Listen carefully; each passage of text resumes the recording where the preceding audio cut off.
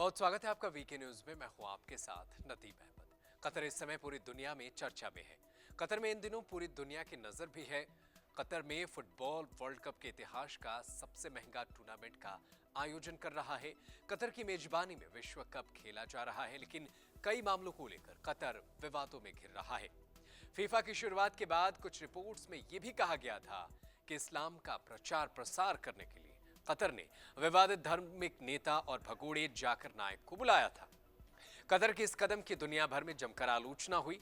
Qatar एक मुस्लिम देश है जहां कड़े इस्लामिक नियम लागू किए जाते हैं। ऐसे में जब पूरी दुनिया से फुटबॉल फैंस कतर पहुंचते हैं तो ये रूढ़िवादी नियम चर्चा में आते हैं। इस बीच कतर यूनिवर्सिटी में पढ़ाने वाले इस्लामिक प्रोफेसर डॉक्टर शफी अल हजरी ने एक इंटरव्यू में वो बयान दिया है जिससे इनकी मानसिकता सामने आ गई है। उन्होंने कहा है कि जो इस्लाम स्वीकार करने और जजिया कर देने से इनकार करता है उनके खिलाफ लड़ाई होनी चाहिए।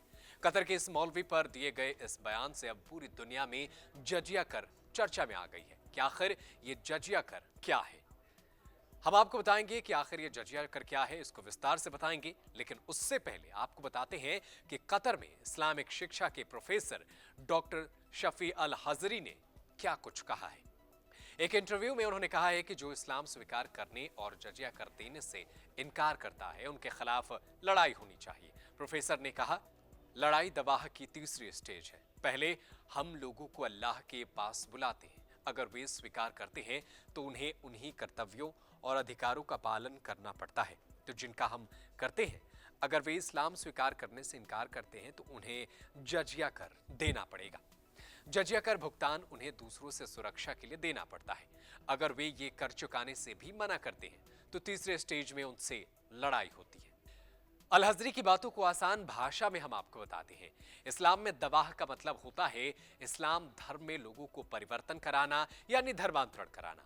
वहीं जजिया एक तरह का टैक्स होता है जो धार्मिक टैक्स होता है, जिसे किसी मुस्लिम देश में रहने वाले गैर मुस्लिम जनता से वसूला जाता है। अगर हम कुछ समय पहले इतिहास की बात करें तो औरंगजेब भी जजिया कर वसूलता था। भारत में रहने वाले हिंदुओं को ये जजिया टैक्स देनी पड़ती थी क्योंकि उन्हें इस देश में मुस्लिम हुकूमत के दौरान उन्हें अपने धर्म को मानना होता था, इसलिए वो औरंगजेब को ये टैक्स देते थे। इस्लामिक देशों में मुसलमानों को रहने की अनुमति होती है।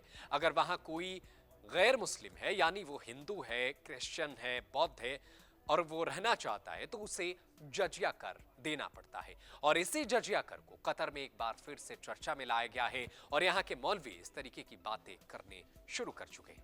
वैसे आप क्या कहेंगे इस खबर पर, हमें जरूर बताएं। देश दुनिया की तमाम बड़ी खबरों को देखने के लिए बने रहिए वीके न्यूज के साथ। धन्यवाद। वीके न्यूज, राष्ट्र के नाम।